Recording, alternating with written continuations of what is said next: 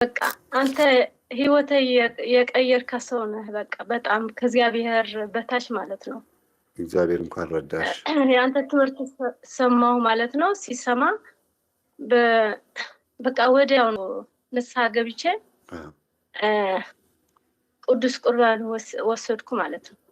በቃ አንተ የምትለው ትምህርት በቃ በአንድ ወር በቃ ጨረሽኩ ማለት ነው። በቃ ሰማሁ ወሰድኩ ማለት ነው። ሁሉ አንተ የምትለው ነገር በቃ ተዘግቶ የነበረ ነገር ሁሉ ነገር በእኔ የደረሰ ምናምን በቃ በህልሜ ሁሉ በቃ እንደ ደብዳቤ ነው የሚያየው ማለት ነው። በፊት ግን በቃ ሁሉ ነገር የሚሰራው አይሳካም። በቃ ሁሉ ነገር አይሳካም። በቃ ይጀምራሉ በቃ አይጨርሽም። ያጋጠመኝ ነገር ቢኖር በቃ ብዙ ወንዶች ይመጣሉ ወደኔ፣ ግን እኔ ነው የሚያባራቸው። እኔ ነው የሚያባራቸው። በቃ እንዳላቋርጥሽ ብዬ ነው ዝም የምለው። አትጨነቂ፣ አንቺ ሐሳብሽን በደንብ ሰንዝሪልኝና ከዛ እናወራለን። ችግር የለውም። እሺ እኔ ነው እንደዚህ የሚላቸው። በቃ ሁሉ ነገር እንደሚለስ ከአንተ ትምህርት ተነስቼ ማለት ነው። ስድራይ የኔ ቤተሰብ ባዕድ አምልኮ ያምልካሉ። በተለይ የእናቴ ቤተሰብ በቃ ሁሉ በቃ ሞተዋል። በቃ አብዛኛው ማለት ነው 11 12 የሚሆኑ ሰዎችን በቃ ሞተዋል ማለት ነው። የማማታቸው ደግሞ አንድ አይነት ነው። በቃ ሲወልዱ ነው የሚሞቱ ማለት ነው። ሽቶ ላይ ነው የሚገድላቸው። ይገርማል። አሁን ከ3 ዓመት በፊት አንድ ጊዜ ቆይሽ ነው። አንዴ ፒክቸሩ ልክ አይደለም የሚል ኮሜንት እያየሁ ነው። ልክ ነው፣ ሙልል ብሏል።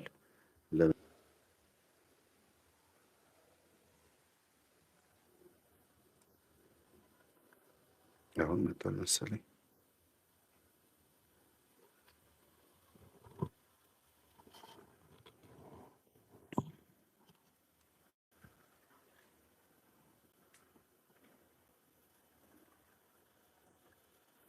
እሺ አሁን ተስተካክሏል።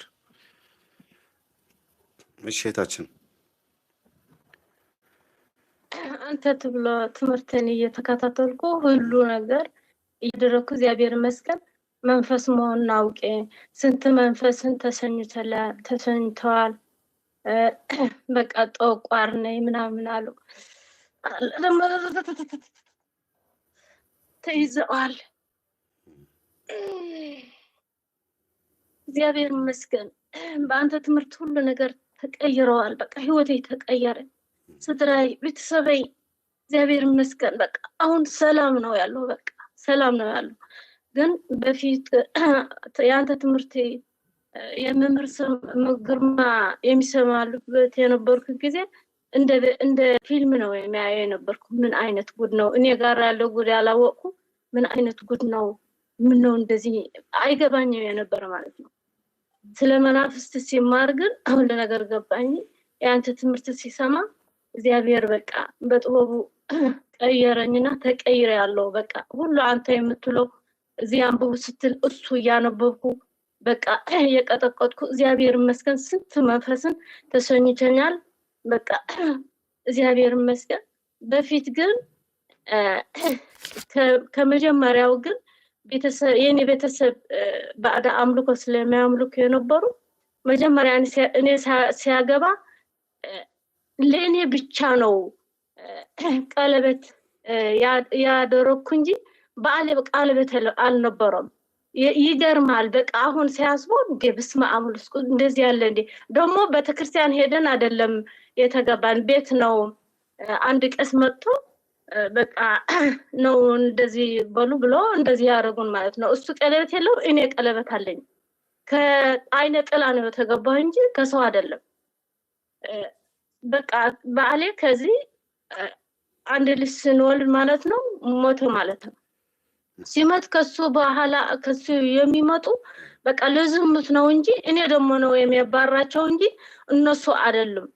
አሁን አንድ ጓደኛ ይዘ ነበርኩ ማለት ከ3 አመት በፊት ከሱ ደግሞ በቃ ወጣ ቢሉኝ ነው ያባረርኩ ከቤት ማለት ነው። እሱ ሲመጣ ግን ምን አድርጎ መጣ መሰለ ቀለበት ይዞ መጣና አንድ የእርሱ ቀለበት ነጭ የኔ ደግሞ ወርቅ ናትና እጄ ጋር ሲያደርጋት በጣም እጄ ያሳምመኛል። ምን አይነት ነው ያልኩ በቃ ከዚህ ትንሽ ቆይቶ የሱን ቀለበት እንዴት እንዳስቀመጠ አላውቅም ማለት ነው። ከዚህ ሁሉ ጊዜ ጽብ ነው በቃ ከኔ መኖር አይፈልግም። ጽብ ነው በቃ ከሱ ጋር የነበር ማለት ነው። ከዚህ በቃ በመጫቃጨቅ ያለ መስማማት ማለት ነው ከሱ ተለያይተናል ማለት ነው። አሁን ሁሉ በቃ በጦር ሲያርግ መንገድ ሲሆን ሁሉ ህይወቴ በቃ በአእምሮዬ እየመጣ ያጫናንቀኝ እንደሚመለስ ነው የሚመስለን በቃ እንደሚመጣ ነው ሆኖ የሚሰማኝ ማለት ነው መምሬ። ኦኬ ምን ያህል ጊዜ ሆነሽ የትምህርታችንን መከታተል ከጀመርሽ? በቃ ከ3 አመት ይደርሳል። 3 አመት። መንፈሱ ከተያዘልሽስ? መንፈስ በቃ ኢትዮጵያ መጥቼ ነበርኩ። ኢትዮጵያ ቀሲስ ሄኖክ ተፈራ ሄጄ እነሱን አሰናብቱልኝ። እዚህ ደግሞ ፕሮግራም አለ እሱ እየገባው ከ2 አመት ምናምን መንፈሱን በቃ እየተሸነ ነው ያለው። አሁን እግዚአብሔር ይመስገን በቃ ማንኝ ይላል መጀመሪያ የሰበሰበው ዋና ሰብሳቢው አብሮ የተወለደው ዛር ቡዳ ነው። ጠቋር ነው። አሁን ጠቋር አለ። አሁን እየተንቀጠቀጠ ነው ያለው። ያንቀጠቅጣል ማለት ነው። አለ ጠቋር አልሄደም። ዛር ቡዳ ነው። ምን ያህል እንደተቆጣጠረ አንቺ ስታወሪ መሀል ላይ ሊገባ እንዴት እንደፈለገ እየሰማው ነው። እና ሳትፈቅጂለት እንዳይገባ እንዴት እንዳዘዝሽው እያየሁኝ ነው። እና ጎበዝ ጠንካራ ነሽ ማለት ነው። እግዚአብሔር ይመስገን። በአንተ ትምህርት ነው። እኔ ምንም ጠንካራ የለኝም። አንተ የምትለው ሁሉ ነገር በወዲያው ነው የሚያደርገው። በቃ የጸልይ ስትል ጸልያለሁ፣ አርጉ ስትል አርጋለሁ። ያንተ ትምህርት እየተከታተልኩ በቃ እሱን በቃ እግዚአብሔር ይመስገን። እኔ አይደለም እግዚአብሔር ግን ተቋጣጥሮኛል ማለት ነው። ሲናገር አሁን ይናደዳል፣ እንደዚህ ያንቀጠቅጣል፣ እንደዚህ ይለኛል። ግን ምንም ስልጣን የለውም በእኔ ላይ። እግዚአብሔር ክብር ምስጋና ለሱ ይሁን። ለአንተ ደግሞ እድሜና ጤና ይስጥህ። በቃ በአንተ ትምህርት ነው እዚህ የደረስኩ። እግዚአብሔር እንግዲህ ለሁላችንም እድሜ ይስጠለን፣ ዘመን ለፍሳ ይስጠንና አሁን ትዳር ላይ ነሽ ወይ? ምንድን ነው እያደረግሻለሽው? ከ3 አመት በፊት አንድ ጓደኛ እዚህ ጋር እዚህ ይዘህ ነበርኩ ማለት ነው። ከሱ መጀመሪያ ሲመጣ እሱ ምን ይዞ መጣ ማለት ነው። እዚህ ቀለበት ምን ነው በትግርኛ ንገሪኝ። ቃል ኪዳን ካቲም ሄድ መጣ። ቀለበት እና የሱ ነጭ ነው፣ የኔ ደግሞ ወርቅ ነው። ያንቺ ነጭ ነው ማለት ብር ማለት ነው አይደለም። ተኻቲሙናቱ ጻዕዳ ብሩር ዝመስል ካቲምያ እታናቴ ካለ ወርቂ ማለት ሕጂ እሱ ሕጂ መጽዩ እቶም ቀሺ ንዓና ክባር ሁና ኢሎም ዝመፁ ቀሺ ማለት እዩ። እቲ ወርቂ ሕጂ ኣብ ጅቡኡ ገይርዎ፣ እቲ ዘምፅኦ ቃልኪ እቲ ዘምፅኦ ካቲም ኣብ ጅቡኡ ገይርዎ ኣይባርኽዎን ንሶም። ሕጂ ወዲእና እቲ ፕሮግራም ተወዲኡ ምስ ወጣና ኣብ መኪና ተራኸስ በበይኑ ናቱ ጻዕዳ ብሩር ናተይ ከዓ ወርቂ ተኻቲም ማለት እዩ። ስለዚህ በመስተፋቀር ነው ያገባሽ ማለት ነው ወይስ እንዴት ነው? በአማርኛ እኔ እንጃ አማርኛሽ ጥሩ ስለሆነ እንዲያዳምጡ ሰው አማርኛሽ ጥሩ ስለሆነ እሺ መስተፋቀር ይሆናል። በቃ ምን እንደሆነ አላውቅም፣ ግን አሁን ከሱስ ተለያይተናል ከ3 አመት በፊት ማለት ነው። አሁን ሁሉ ጊዜ በቃ በሐሳቤ እየመጣ ነው። በቃ እንደሚመለስ ሆኖ ነው የሚሰማኝ ማለት ነው። ምናልባት እንግዲህ የወርቁ አይነት ልዩነት ሊኖር ይችላል። እንግዲህ የወርቅ ከለር አይነት ይኖራቸዋል። ነጩ ከሆነ ግን ብር ነው። እንደ ብር ታውቂያለሽ አይደለ? ብር አይደለም አይደል? ነው ወይስ ወርቅ ነው? ናይ አይደለም የለም በቃ እንደ ነጭ ናት። በቃ የእሱ ነጭ ናት እንደ ዳያመንትስ ምናምን ያላት ትመስላለች። የኔ ደግሞ ኖርማል ወርቅ ናት። ፈርጥ አለው ነው የምትይው? የእሱ ጌጥ አለው ነው የምትይው? አዎ አዎ። እንግዲህ እግዚአብሔር ይወቀው ይሄ ምን ማለት እንደሆነ። ግን አንቺ ከዛ በኋላ ትዳርሽ ላይ ምን አይነት ህይወት ነው ያለሽ? ለእሱ ያለሽ ስሜት እንዴት ነበረ? በጣም ነው የምንዋደድ የነበርና ማለት ነው። ከዚህ አንቺ ነሽ የምትወጂው እሱ ነው የሚወድሽ? ሁለታችን እንዋደድ ነበር ማለት ነው። ግን ምን ነበረ መሰለሽ በቃ እሱ ምን ከኔ ጋር መቀመጥ አይፈልግም እኮ በቃ። ቆይ አንዴ ሐሳብሽን እንትን እንድል ነው። መስተፋቅር መሆኑ ምልክቱ ምንድን ነው? እንደፈለገ እየሆነ እያመነዘርም ሰክሮ እየመጣም ገንዘብን ቢሰጥሽም ባይሰጥሽም ቢመታሽም ባይመታሽም አንቺ ለሱ ያለሽ ፍቅር እየባሰ የሚሄድ ከሆነ እያሳደሰብሽ ወይም ደግሞ መስተፋቅር መሆኑ ትክክል ነው። ወደ ቤተክርስቲያን የምታዘወትሪ የምትጸልይ የምትሰግጂ መሆንሽን የማይወድ ከሆነ ደግሞ ልክ እንደዛው ያው መስተፋቅር መሆኑ ይታወቃል። የባሰ በደንብ አይወድም። ቤተክርስቲያን ስንሄድ በቃ ይጣለኛል። በቃ ይሄ ተቃውሞ ነው እንደዚህ ለምን እንደዚህ በቃ እንጫቃጨቃለን። ደግሞ ጸሎት ምናምን ትንሽ ጸሎት ያድርግ ነበርኩና ጸሎት ሲጸል ደግሞ በቃ በሶፋ ነው የሚተኛ፣ እኔ ጋር አይተኛ ምናምን በቃ እንደዚህ ይጫናነቃል። በቃ ጸሎት ካረኩ በጣም ነው የሚጫናነቀው ማለት ነው። በምንድን ነው ታዲያ የተለያያችሁት? የተለያየን በቃ ምን ሆነ መሰለሽ ሌላ ቦታ ነበርና ወደ ሌላ ቦታ ስንመጣ ወደ ሌላ ቦታ መጣና በቃ መስማማት አቃተን። እኔ በቃ ከአንቺ ጋር መኖር አልፈልግም። ንገሪኝ። እሱ ነው የማትስማሙበትን ነገር ልወቀው እኮ ነው። በቃ ምንም ምክንያት የለም። በቃ ዝም ብሎ በቃ ቴሌፎን ሲደውል አያነሳም። መጫቃጨቅ ነው በቃ ሲመጣ ማለት ነው። በምን ትጨቃጨቅ? ዝም ብሎ ትንሽ ነገር እስኪ እሷን ትንሿን ነገር ንገሪኝ። ምንድን ነው አሁን? እኮ ይሄ ነው ብለሽ መዘርዘር መቻልም አለብሽ። አይምሮሽ ላይ ትዝ የሚሉሽ ጸቦቹን ማስታወስ አለብሽ። የመንፈሱን ባህሪ ለማወቅ ማን ይፈትናችሁ እንደነበረ፣ የሰው እጅ ያለበት ነው ዛሩ ነው አይነጥላችሁ ነው የሚለውን ነገር ለማወቅ የጸቡንም መንስኤ ልወቀው። እንደው ቢያንስ አንድ ሶስቱን ሁለቱን በቃ አሁን ቴሌፎን ሲደውለሉ በቃ እሱ መጀመሪያ ወደ ሌላ ቦታ ሲቀይር እኔ ሌላ ቦታ የተማርኩ ነበርኩና ሲደውል ማን ነው ከአንቺ ጋር ያላንተኝ ማን ነው ይሄ ምናምን ይለኛል። ቲቪ ሲሰማ እንደዚህ ይላል፣ ያኩሩፋል። በቃ እንደገና በቃ እሱ ጋር ሲመጣ በቃ ደስተኛ አይሆንም ማለት ነው። በቃ እኔ ጋር ከአንቺ ጋር መኖር አልፈልግም ምናምን ይለኛል ማለት ነው። ከዚህ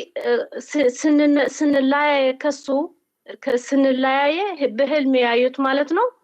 ምን አዩት? እሱ ስንለያየ ማለት ነው ምን ነው የሚባለው? ትሽትሽ ምን ይባላል በአማርኛ? በዚህ በእጅ ያለ ብብት ነው። አዎ ብብት፣ ከብብት ቁልፍ ነው። በስንት መከራ ቁልፍን በቃ በማሽትሽ ተጣብቆ ቁልፍ ከሱ እኔ ቁልፍን ከሱ ከብብቱ ነው ቁልፉ የወሰድኩ ማለት ነው። ብብቱ ጋር ቁልፍ ተቀምጦ በቃ ከሱ ቁልፉን በስንት በማስትሽ አድርጎ ነው ያስቀመጠው። ነቅሌ ነው ቁልፉን የወሰድኩ ማለት ነው። ኦኬ። ስለዚህ በብዛት የጭቅጭቁ መንስኤ እኔ ነኝ ብለሽ ታስቢያለሽ? ነገር የምፈልገው እኔ ነኝ፣ የምጨቃጨቀው እኔ ነኝ። በጣም አዎ። እኔ በቃ ትምህርት ሲማር በቃ እናቴ ከአባቴ በጣም ነው የምትጫቃጭቀው የነበረት ማለት ነው። የእሷ ጠባይ ነው ያነበረኝ። በቃ የእሷ ጠባይ በቃ ዝም ብለህ እጫቃጨቃለሁ። በጣም ይሄን ማወቅሽ እንዲህ አይነት ነገር እንዳለ ራሱ ማወቅ እኮ ትልቅነት ነው። በነገራችን ላይ ለመፍትሄ የመጀመሪያው መፍትሄ የሚባለው ችግር ነው፣ በራሱ ችግርን ማወቅ ነው። ችግሩን የማያውቅ ሰው እንዴት መፍትሄ ይገኝለታል? ስለዚህ ወደ መድኃኒት፣ ወደ መርፌ፣ ወደ ሆስፒታል ለመሄድ በራሱ ታመም ያለው ማለት ነገር ነው አለብኝ ብሎ ማሰብ፣ ይሄ ነገር ከእናቴ ወርሼዋለሁ ብሎ ማሰብ በራሱ ትልቅ ነው እና ይሄ እጅግ በጣም የሚያስመሰግንሽ ከእናቴ የወረስኩት ነው ብለሽ ማወቅሽ ለባለቤቴ እና ለእኔ ጸብ ምክንያት እኔ ነኝ፣ ለመፋታታችን ለመለያየታችን ምክንያት እኔ ነኝ ብሎ ማሰብ በራሱ ትልቅነት ነው በእውነት። እግዚአብሔር ይስጥሽ። እሺ ቀጥይ። የእኔ ከእናትሽ የወረስሽውን ንገሪኝ። የእሷ ባህር ነው በቃ የነበረኝ በቃ ኃይለኛ ባህር በቃ ይጫቃጭቃለሁ ምንም አይመስለኝም በቃ ትዕቢት ነገር በቃ እንደዚህ ማለት ነው በቃ ኃይለኛ ባህሩ የእሷ ነው በቃ የወሰድኩ ማለት ነው አሁን ሲገባኝ ማለት ነው። ደግሞ ከእሷ ደግሞ ብዙ ፍቅር ነበረን። በጣም ትጸለኛለች በቃ እየቀረበ ሲመጣ በቃ ቴሌፎን አታነሳም ሲደውለላት ማለት ነው። በጣም እንጫቃጭቅ ነበር ከሷ ጋር ማለት ነው። እስቲ እናትሽ ለምሳሌ በምን ሰዓት ነበረ በጣም የሚቆጡት የሚነጫነጩት? ወራቱ ምን ወር ነበረ? ወይም ደግሞ እንደው ምን ሲያጡ ምን ሲናደዱ ነው? ወይም ምን ሲበላሽባቸው ነው? ከባለቤታቸው ጋር ምን አይነት ሁኔታ ውስጥ ሲገቡ ነው? ይሄንን ባውቀው እንደው ቡን ታርጋለች እና ቡን ሰርታ ጠዋት ሲሆን እንኳን በቃ ቡን ሰርታ ምናምን በቃ እጣን ምናምን አርጋ አንተ ድፍር ያርገህ እንደዚህ ያርገህ ዝም ብላት በቃ ትራገማለች በቃ ለአባቴ ማለት ነው። ዝም ብላት ትናጨነጫለች።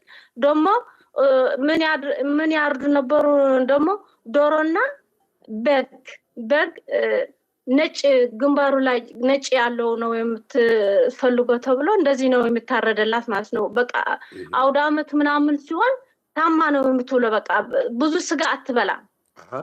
ታዲያ እንደዛ ከሆነ አባትሽ መንፈሱን ያባብሉታል፣ እሽሩሩ ይሉታል ማለት ነው? አዎ በቃ እንደዚህ ያርጉ ነበር። ደግሞ ስጋውና ደግሞ እኮ ይቀበላሉ። ከ25 ዓመት ነው እኮ ነው ስጋውና ደግሞ የወሰዱ በቃ ችኮላ ይወስዳሉ። አይ ስጋው ደግሞ ላይ ቸኩለዋል። አዎ በቃ በልጅነታቸው የወሰዱ ነው። ደግሞ በቃ ደግሞ ምን ያርጋው ወደ ጭፈራ ነው የሚሆነው። እሱ ይጨፍራል፣ እሷ ትጨፍራለች። ሰርግ ላይ ነው ወይስ ቤት ውስጥ ነው? ሰርግ ላይ በቃ ሰርግ ላይ ይሄ ፌስተል ሲባል አንደኛ አባቴ ነው። አንደኛ በቃ አንደኛ አባቴ ነው። እሷ በቃ እንደዚህ ናቸው። ቤታቸው አይገኙም። በቃ በሰርግ ሲባል በፌስት ሲባል በቃ እነሱ ናቸው በጭፈራ። በነገራችን ላይ ቁርባኑን መቁረብ እንፈልጋለን ብለው ልጆቻችን ደርሰውልናል፣ ከዚህ በኋላ ምንም አያስፈልገንም ብለው እናቶቻችን ሲቆርቡ ሀሳባቸው መልካም ሆኖ ሳለ ግን ቅዱስ ቁርባን ከመቀበላቸው በፊት ወይም ከተቀበሉም በኋላ ሊሆን ይችላል ምን ማድረግ እንዳለባቸው ትምህርቱ አይሰጣቸውም። እንደው ዝም ብሎ እሳይ እንግዲህ እግዚአብሔር እንኳን ለዚህ ያበቃቸው ነው የሚባለው እንጂ ከምን መራቅ እንዳለባቸው እንኳን አይነገራቸውም። እና ሰርግ በሚሆንበት ሰዓት አብዛኛዎቹ ቆራቢዎች ደስታውን የመግለጽ ቆራቢም ሆነው በሁሉም ብሔር ላይ ነው ይዘው የሚበዛው ምናልባት ጭፈራው የሚደምቀው ትግራይ ላይ ሊሆን ይችላል እንጂ ወይም የትግርኛ ቋንቋ ተናጋሪዎች ላይ ሰርግ ብዙ ጊዜ ይደምቃል ይባላል። ሁሉም ሰርግ ይደምቃል። በእርግጥ ግን በዛ ልክ ደግሞ ይሸንጣቸዋል። ተነስተው እንዴ ለልጅ ሰርግማ ወይም ደግሞ እንደው ለእህቴ ልጅ ሰርግማ ምናምን ብለው ተነስተው ያው እስክስታ ይላሉ። በማግስቱ ወይም በዛው ሳምንት ደግሞ ንስሐ ይገባሉ። የዋህነታቸው እንዳለ ሆኖ ግን መንፈሱ ደግሞ የበለጠ ኃጢአታቸውን እያስቆጠረባቸው ነው ብዬ አስባለሁ። ከሁሉ ግን የሚከፋው ይሄ አይደለም። የሚከፋው ይሄኛው ሳይሆን ራሱን የቻለ ኃጢአት ቢሆንም ከባዱ ግን የሚሆነው ከቆረቡ በኋላ በዓመት 2 ጊዜ 3 ጊዜ ለመንፈሱ ግብር ማቅረብ፣ ቡና አፍልቶ በር ላይ መድፋት፣ ግብር መገበር፣ ህዳር ወር ላይ፣ ጥር ላይ፣ ግንቦት ላይ፣ ሰኔ ላይ እንደዚህ መስከረም ላይ ምናምን መንፈሱን ለመገበር ብለው ቆርበው እንደገና እዚህ ነገር ውስጥ የሚገቡ ሰዎች በጣም ከባዱ ትልቁ ጉዳይ ይሄ ነው። ከባዱ ቤተክርስቲያን ልትቆጣጠረው ልታስተምረው የሚገባት በደንብ በሰፊው እንዲያውም አዲስ ከሚመጡ አማኞችን ከመንከባከብ ወይም ደግሞ እንደው ያሉትን ምዕመናን እንደው ንስሐ ግቡ ብሎ እነሱን ማስተማር እንዳለ ሆኖ እዛ ላይ ትኩረት ማድረግ ያለው ነገር እንዳለ ሆኖ የበለጠ ግን ትኩረት ማድረግ ያለባት እዚህ ላይ ነው። ስጋው ደሙን ተቀብለው ለኃጢአት የሚሆንባቸው ለመቅሰፍት የሚሆንባቸው እንዳልተቀበሉ ሆኖ የሚቆጠርባቸው ሰዎች እንዳይሆኑ እንዳይበዙ ይሄን ላይ ጥንቃቄ ማድረጉ ጥሩ ነው። ለዚህ ነው የእኛ ትምህርት እኛ የምናስተምረው የማንቃት ስራ የምናስተምረው ትልቁ ጥቅም ይሄ ነው። አስቡት፣ እህታችን የምትናገረው ምንድን ነው? እናቴ ያለባትን ባህሪ ወርሻለሁ አለች። ዛሬ እሷ ደግሞ የእኛን ይሄን አስተምሮ የመናፍስትን ሴራ ማጋለጥን ትምህርት በደንብ ስለምታውቅ በከፊል 50% የእናቷን ባህሪ እላይዋ ላይ ብታይም ዛሬ ግን ተቆጣጥሬዋለሁ አለች። ባለቤቷን እንደበደለችው እንኳን አመነች። ችግር እንዳለባት እንዲሁም በየቀኑ በየጊዜው ያራገፈች እንደሆነ መናፍስትን አሁን ጠቋርን ብጠራው አቤት ብሎ ይናገራል። እንዴት ቀጠቀጠች ምን አደረገች ብለው ይለፈልፋል። እኛ አንፈልግም እንጂ እዚህ ቦታ ላይ እኛ ሰውን ነው ማውራት የምንፈልገው እንጂ በደንብ ነው የሚያወራው። ለምን? ልጅቷ የገባት ስለሆነች በትክክል ስለገባት ማለት ነው። ስለገባት ምን ማድረግ እንዳለባት ታውቃለች። ኢቭን እንቅፋት መጥቷት ትንታ መጥቶባትም ወይም ሰው ገሏትም ብትሞት እንኳን ይቺ ልጅ ያለ ቀኗ አትሞትም እንጂ እውነት ይቺ ምድር ብትሰናበት ስጋው ደግሞ ተቀብላለች። እየሰገደች ነው። እግዚአብሔር ሆይ ገላግለኝ ያለች ነው። እውነቴን ነው የምላችሁ፣ እርግጠኛ ነኝ ብዙ ጊዜ በዚህ ህይወት ውስጥ ያላችሁ ሰዎች በተለይ ቅዱስ ቁርባን የተቀበላችሁና ንስሐ የገባችሁ ሰዎች እግዚአብሔርን አመስግኑ። ድንገተኛ ነገር ቢመጣ ተዘጋጅታችኋል። ይሄ በጣም ትልቅ ነገር ነው እኮ። የወደፊቱን መንፈስ አልወጣልኝም ብሎ ከማሰብ ይልቅ ወይም ደግሞ አልተገላገልኩም ብሎ ከማሰብ ይልቅ ነፍሳችንን ከሰይጣን እጅ ነጥቀናል ወይ? አዎ ነጥቀናል። ምልክቱ ምንድን ነው? መንጠቃችን 3 ምልክት አለው። ነፍሳችንን ከሰይጣን እጅ ለመንጠቃችን ምልክቱ አንደኛ ማድረግ የምንፈልገውን ነገር እያደረግን መሆናችንን ቼክ ማድረግ አለብን።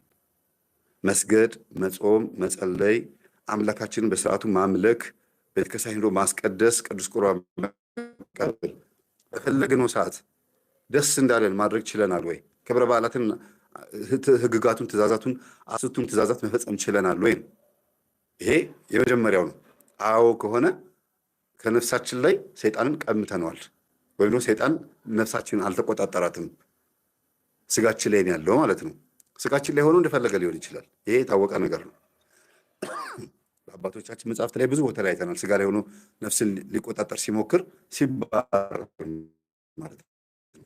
ሁለተኛ ነፍሳችንን መቀማታችን ወይም አጋንንት ነፍሳችን እንዳልያዛት ምልክቱ ገንዘባችንን፣ ንብረታችንን፣ ልጆቻችን ጭምር ልጆችም ገንዘብ ናቸው፣ ቤተሰቦቻችን ጭምር በእኛ ዙሪያ ያሉ ሰዎች በአጠቃላይ ሰላማዊ ናቸው ወይ? ገንዘባችን በረከት አለው ወይ? እድላችን፣ ትዳራችን ውስጥ ያለው ነገር ሰላማችን እንዴት ነው? ፍቅራችን እንዴት ነው የሚለውን ነገር ቼክ ማድረግ ነው። ይሄን አዎ እኔ ለጎረቤቶችም ለቤተሰቦችም ሰላማዊ ሰው ነኝ፣ ሰላም ሲሉኝ ሰላም እላለሁ፣ ለእነሱ ክፉ አይደለሁም፣ ምቀኛ አይደለሁም፣ ተንኮል አላስብባቸውም፣ እጸልይላቸዋለሁ ብላችሁ የምታስቡ ሰዎች ከሆናችሁ በትክክል ሰይጣን እናንተን አልያዛችሁም ወይም ደግሞ አልተቆጣጠራችሁም። ትክክል ነፍሳችሁን ተቆጣጥራችኋል። እናንተ ራሳችሁ በእጃችሁ የቻለችው ነፍሳችሁ ማለት ነው። ሶስተኛው ደግሞ ለወደፊቱ መንፈስ ሲገባ እናንተ ውስጥ ማለት ነው መያዝ ችላችኋል ወይ?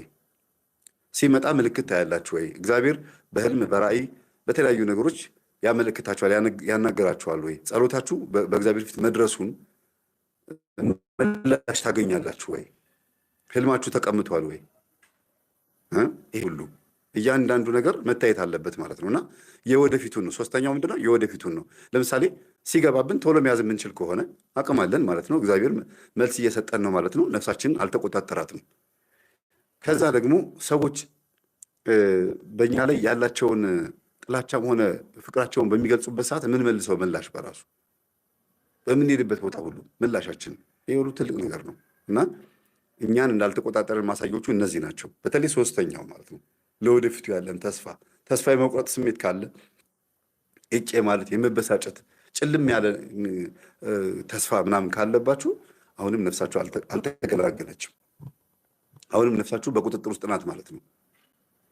ስለዚህ ጥሩ ብሩህ የሆነ ተስፋ ያለው እድናለሁ የሚል ስለቱ የሚደርስለት ጸልዮ በህልሙ እግዚአብሔር የሚያናግረው ሰው ህልምን ተውትና በቃ ዝም ብሎ እንዲሁ አንድ ነገር አገኛለሁ ብሎ ተስፋ ማድረግ በራሱ በጣም ትልቅ ነገር ነው።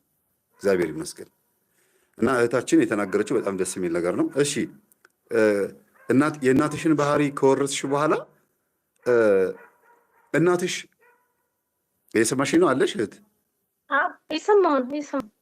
የእናትሽን ባህሪ ከወረስሽ አለብኝ ብለሽ ካልሽ በኋላ ባለቤትሽን ሳትፈቺው ነው የነቃሽው ወይስ ከተፋታችሁ በኋላ ነው የነቃሽው የገባሽ? እንደገናስ ምን ለማድረግ ሞክረሻል? ኧረ በስመ አብ በሱ እኮ ነው መምህር ተስፋዬ ለምን ቶሎ ብላ አላውቅም የነበርኩ እኮ ያልኩ እኮ እሱ ነው። በቃ ከሱ ስንለያየ ነው የመናፍስ ችግር ያወቅኩ ማለት ነው። ሁሉ ነገር ሲጨረሽ ነው የመናፍስ ችግር ያወቅኩና ከዚህ በቃ እየመጣሁ ትንሽ እየገባሁ ሲመጣ ማለት ነው ሲገባኝ ማለት ነው የመንፈስ ችግሩ በቃ አወቅኩ። እኔ እንዳለ ችግር አወቅኩ። እሱ ደግሞ የራሱ ችግር አለው ማለት ነው። ምን አረኩ እንዳንተ የምትሉ በቃ ያንተ ትምህርትን እየተከታተልኩ ሱባኤ ገባሁ ማለት ነው። ሁሉ የኔ ነው ችግሩ። ምን ነው ችግሩ? ሰው አለ ደግሞ ከሰው ያጣለኛ የነበረ ማለት ነው። ከሰው በቃ በጣም የሚያጣለኝ የነበረ ማለት ነው። ከዚህ ሱባኤ ሲገባ ማለት ነው ምን አየሁ ማለት ነው። አንድ ሳምንት ሱባኤ ሲገባ ምን አየሁ እሱ ሁለት እጁን ታስረዋል ማለት ነው። በሰንሰለት ታስሮ በግራና በቀኙ ሁለትን ወንበዴዎች ቆሞ በቃ እየሮጠ በጣም በቃ ደክሞ ባላ እየሮጠ በቃ ቆሞ እንኳን አይቆምም። በቃ ይሮጣል። በቃ እየሮጠ አመጡትና ምን ሆነ ነው ምን ለምን ታሰረ ምናምን ሲላቸው ምንም አይመልሱም። አንድ ሴት ናት የምትናገር። ሴቷ ደግሞ እህቴ ነው የምትመስለኝ ማለት ነው። ከዚህ በቀኝ ያለ በቃ አልጋ ተነጽፎ ያያለው ማለት ነው። ከዚህ ፊቱ ወደ ፊት ሄዶ ወደ ሽንት ቤት ነው የገባ። ሽንት ቤት ገብቶ ሽንት ቤቱ በጣም ጨለማ ነው። በጣም ጨለማ ነው። ትንሽ ዋናት በቃ ትንሽ እንደዚህ እንደ ነጥብ ናት በሽንት ቤቱ የምታየኝ ጨለማ ነው። ምን ነው የሚሰማኝ? ውሃ እንደሚታጠብ ውሃ ድምጽ ሽንት ቤት እንዳለ ነው የሚሰማኝ እንጂ አይታየን። በቃ ጨለማ ነው ሽንት ቤት ማለት ነው። ከዚህ ወጥቶ ወዴት ሄደ ማለት ነው? ወደ ጫካ ሁለት ወታደር ነበሩ። ሁለት ወንበዴዎች ነበሩ ከሱ ጋር። አንዱ የለም፣ አንዱ ግን በቀኝ ሆኖ ከሱ ጋር እሱ ደግሞ ታስሯል ማለት ነው። በቃ ደግሞ አይቆምን እንደ ሯጪ በቃ እየሮጨ ነው። እንደ ትሬኒንግ የሚያደርጉ እንደዚህ ያደረገ ነው። ታስሮ ደግሞ ነው በሰንሰለት ማለት ነው። ከዚህ ወዴት ሄደ? ወደ ጫካው ሲገባ አየሁ ማለት ነው። አንዱ ይሄ አዩ ማለት ነው። አዎ እግዚአብሔር እየገላገለሽ ነው። በእርግጥ ግን ከመንፈሶቹ ተገላገልሽ ማለት ነገሮች ሁሉ ወደ ነበረበት ይመለሳሉ ማለት ላይሆን ይችላል። አንዳንዴ በእኛ ፍቃድ አሁን አንዳንድ እህቶች ናይት ክለብም ሊገናኙ ይችላሉ፣ ገበያ ላይ ወይ መንገድ ላይ ኳስ ቦታ ምናምን ብዙ ቦታ ትውውቅ ወይ የፍቅር ግንኙነት ሊኖር ይችላል። የግዴታ ከተፈወስን በኋላ ወይም ከዳንን በኋላ ያ ነገር መልሶ እንዲመጣ መጠበቅ የለብንም። እግዚአብሔር ያልፈቀደው አካሄድ ነበረ መጀመሪያ። አሁንም እግዚአብሔር የፈቀደውን አካሄድ ለመሄድ ነው ጥረት ማድረግ ያለብን። እግዚአብሔር የፈቀደው ወደ አንቺ እስኪመጣ ወልደሽለታል? ልጅ ወልዳችኋል?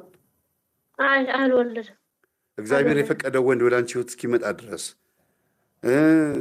ትምህርቱ ከገባሽ በኋላ እንዳንቺ የተረዳ ሰው እስኪመጣ ድረስ መጠበቅን የመሰለ ነገር ደግሞ የለም። አሁን የምታያቸው ህልሞች፣ አጠቃላይ የምትጸልያቸው ጸሎቶች፣ የምታዳምጪው ትምህርት በአጠቃላይ ጠላትሽ በአንቺ ላይ ሰልጥኖ እንደነበረ የሚያሳይ ከዛም እንደምትገላገዩ ደግሞ ተስፋ የሚሰጥ ከሆነ የእግዚአብሔርን ጊዜ መጠበቁ በጣም የተሻለ ነው። እኔ በአጠቃላይ ጠቅለል ማድረግልሽ እና አንደኛ ጥያቄ ካለሽ ጥያቄሽን ጠይቂኝና ጠቅለል ላድርገው። ከሌለ ግን በአንቺ ላይ መደምደሚያ ልስጥና እንለያይ። እሺ በቃ የሚጠይቀው ማለት ህልም አለ ሱባኤ ገብቼ ያየሁት ማለት ነው። የሰው እጅ እንዳለው ገባኝ ማለት ነው። የሰው እጅ እንዳለው ምን ሀለንኩ መሰለሽ ህልሙን እሱ በቀኝ እኔ መሀል ቁጭ ብለ ማለት ነው። እሱ ጓደኛው ደግሞ በግራይ ቁጭ ብሎ ማለት ነው። ሶስታችን ነው። ምን አረገ? ይሄ የኔ ጓደኛ የነበረ ማለት ነው። ይሄ ሻይ የምንጠጣለት ማለት ነው። ሻይ መፍሊያ እሱ ጋር በራድ ሻይ መፍሊያ እሱ ጋር ወተት እሱ ጋር ጨመረና ይሄ ያንቺ ነው አለኝ ማለት ነው። ጓደኛዬ ማለት ነው። ከዚህ በጓደኛው ደግሞ በቀኝ የነበረ ጓደኛው ምን አረገ? ከኔ ጋር የነበረ ጓደኛዬ ተነስቶ ምን ለብሶ ነበረ መሰለሽ? በቃ የአጭር ስራ ማለት ነው። አጭር ስራ ለብሶ ሄደ፣ ተነስቶ ሄደ ማለት ነው። እኔና የሱ ጓደኛን ቀረን፣ አብረን ተጓዘን ማለት ነው። ስንጓዝ ትንሽ ስንሄድ ማለት ነው ምን ሰጠኝ? ፍሩክቱ ማለት ነው።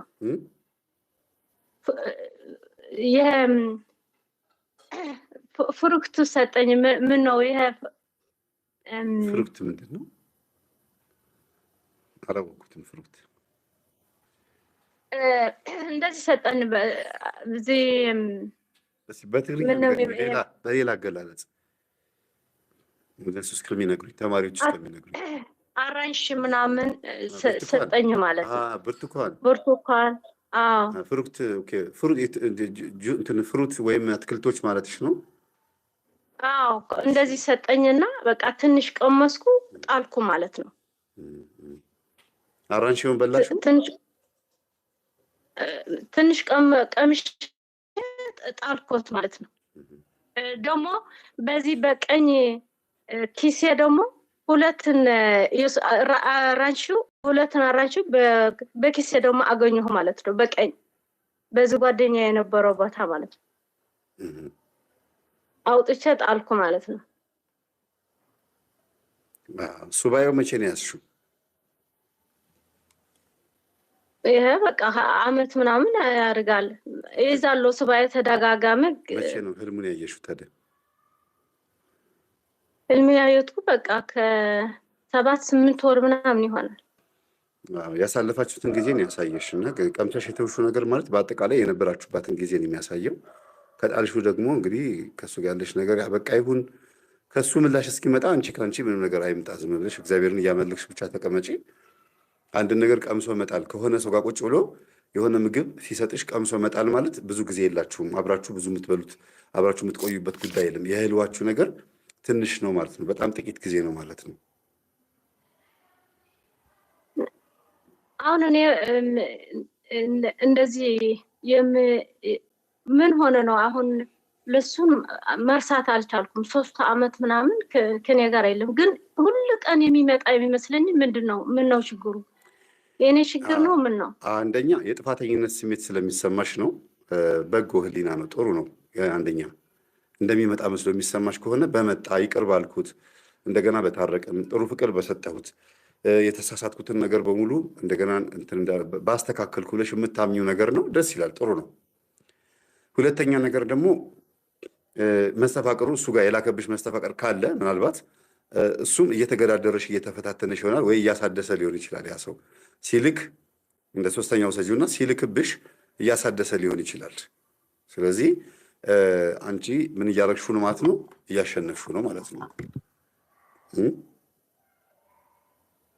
እሺ አንድ ህልም ደግሞ ሱባኤ ገብቼ ምን አየሁ መሰለሽ? ቁጭ ብለናል። ቁጭ ብለን በግራና በቀኝ ሰው አለ፣ በፊት ደግሞ አንድ ሰው የሚያውቀው ልጅ አለ ማለት ነው። ከዚህ ፊታችን ደግሞ ቢሮ አለ ማለት ነው። 2 ቢሮ ነው። ቢሮ ደግሞ ቢትሮ ነው ሁሉ ማለት ነው። ከዚህ እነሱ ይነጋገራሉ፣ ምን እንደምንል አላውቅም፣ እናወራለን ምናምን ማለት ነው። ቁጭ ብዬ አንድ ሰውዬው ደግሞ ፊት ያለው ደግሞ ለኔ ግርድ አድርጎ ነው ያዘኝ ማለት ነው። ቢሮም እንዳያይ በቢሮ ጋር ነው ያለ። ከዚህ ሰውዬውን ተነስቶ ሲሄድ ወደ ቢሮውን ገባሁና መጀመሪያው ቢሮውን ሁለተኛ ቢሮ ገብቼ ሲፈትሽ አላገኘውም። ምን ጠፋን መሰለሽ? ትንሿ ቦርሳ፣ ትንሿ ምን ነው ዋሊያ ነው የምትባል ትንሿ ካርድ፣ ያ ካርድ ምናምን የምናቀምጥላት ብር የምናቀምጥላት እሷ ጠፋችን ማለት ነው። ዋሌት። እሺ እሷ ለመፈለግ ነው ሲሄድ አንድ ሰው ነበረ እሱ ጋር አላገኘውም። ውስጥ ሲገባ ተደብቃ ከድነዋት ተደብቃ ነው ያገኘዋት ማለት ነው።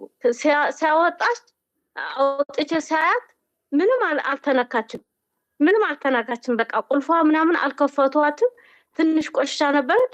ቆሻሻውን ጥርግ አሪጌ አስኳትና አንድ ሴት የሚያውቃት ምን አለች? አይ እኔ ነው ይዜ የቆየው እኔ ነው የጠበቅኩት የሚጠብቀው የነበርኩ አለችን ማለት ነው። በቃ አዎ እቺ ትንሿ ቦርሳ ዋሌት ልብሽ ናት። ብዙ ጊዜ ቦርሳ፣ ሳጥን፣ የተዘጋ ነገር ማየት ልብ ነው እና በምትወጃት ጻድቅ ወይም ክርስቶስ ሰምራ ወይ አርሴማ ወይ ሌላም ቅዱሳን ወይ ድንግል ማርያም ትሆናለች።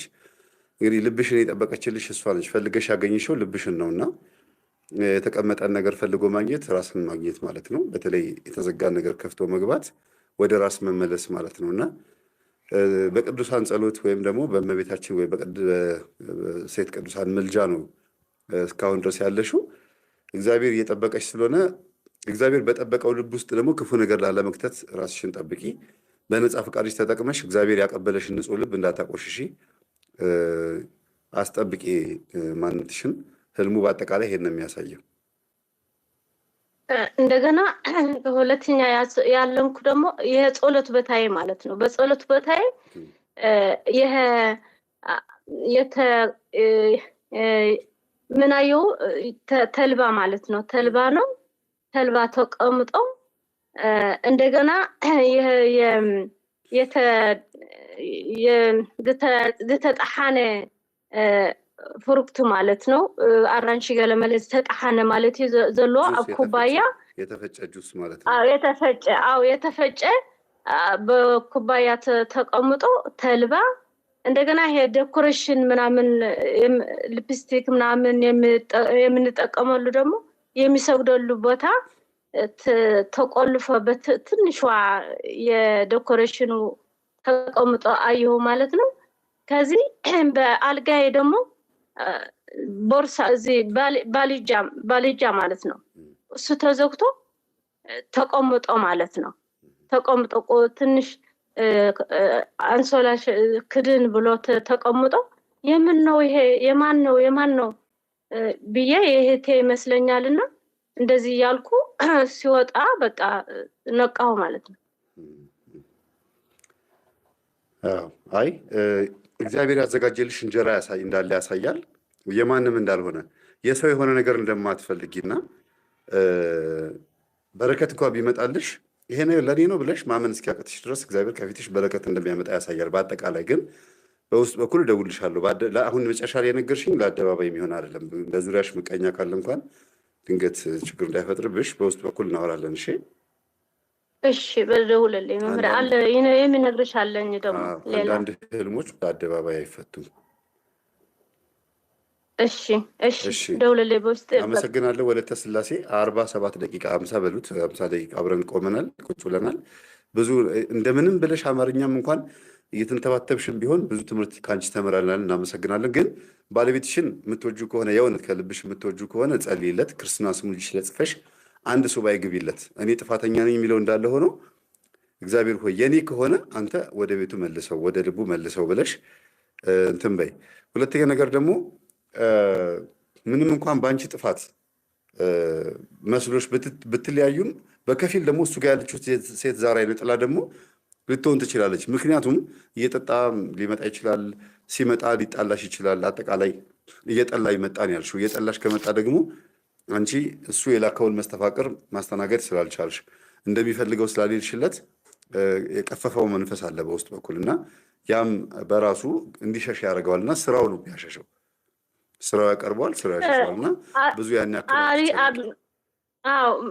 አሪጌ ነበርኩ ከመምሬ አረኩ ሱባኤ ገብቼ የተመለሰልኝ በቃ ማለት ያናገረችን ማለት እመቤቴ ናት ነው የሚላት መታ ነው ያናገረችን። ይዘዋል ሌላ ሴት ይዘዋል ምናምን ብላ ነገረችን ማለት ነው። ገብቼ ነበርኩ ሱባኤ አሁን ቅርብ ጊዜ ነው ማለት ነው ገብቼ ነበርኩ ማለት ነው። ጥሩ ነው። ስለዚህ አንዳንድ ህልሞችን በአደባባይ ባልፈታ ደስ ይለኛል። ለዚህ ነው ህልም አታስቀድሙ፣ ህልም አታብዙ። ስለ ህልም ማውራታችንን ተዉት። መጽሐፉ ሲወጣት ገዝታችሁ ከዛ ላይ እንትን ትላላችሁ ብዬ የምነግራችሁ እንግዲህ የቻልኩትን ያክል ሄጄልሻለሁ። በውስጥ በኩል አናግርሻለሁ ከላይቭ በኋላ።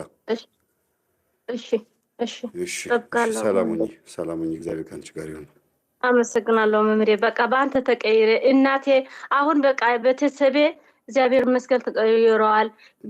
እናቴ አባቴ ተቀይረዋል። በቃ አሁን ሲነግራቸው በቃ እየሰሙ ሰላም ነው። በቃ ያላቸው ፍቅር ይገርማል። በጣም ደስ የሚል ህይወታቸው ተቀየረ። እግዚአብሔር በቃ አንተን ቤተሰብህን ይባርክ። በቃ መምህር ተስፋዬ ምንም የሚለው ነገር የለኝም። በቃ አንተ በቃ ህይወቴ ነው። በቃ አሜን። ህይወት ኢየሱስ ክርስቶስ ነው። እኔ ምክንያት ነኝ። መንገድም እውነትም ህይወትም ኢየሱስ ክርስቶስ ነው። ለሰጠሽኝ ሀሳብ በጸሎት አስብኝ። እግዚአብሔር ያክብርልኝ። በጣም ነው የማመሰግነው ወለተ ስላሴ። በጣም አመሰግናለሁ መምህር ተስፋዬ። እግዚአብሔር ካንተ ጋር ይሁን። እግዚአብሔር እርዳሽ።